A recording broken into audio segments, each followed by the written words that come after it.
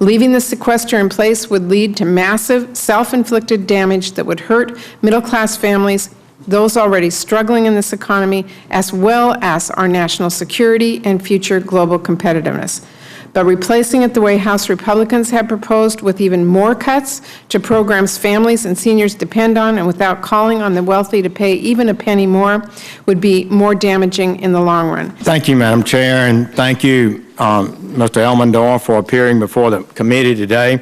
We value what you do.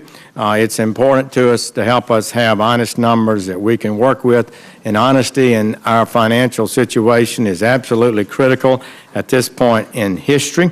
The chair has set forth the President's, the Democratic majority's narrative. We reject that narrative. We've got serious differences with that narrative. We will not go quietly on that, because we believe some of the real problems that are being caused today is because of this kind of incorrect economic thinking.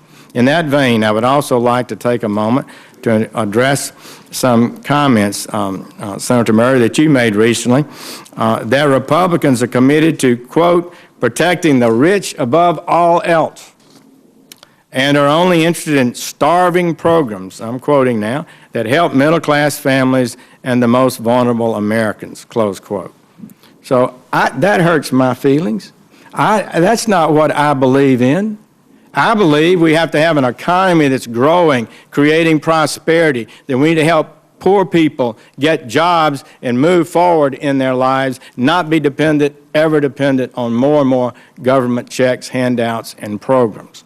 That would be the way to save this country, in my opinion. That's the way to help poor people, and I resent the fact that people suggest that those of us have a different view of how to help poor people or somehow don't care about them. So my goal is to help working Americans from the social and economic harm that is caused by policies, I think, of this President and the Senate majority.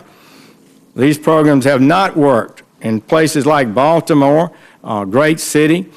They're producing poverty, dependency, crime, and joblessness. That's what those programs are producing. 1 in 3 residents in Baltimore are on food stamps. 1 in 3 youth in Baltimore are living in poverty.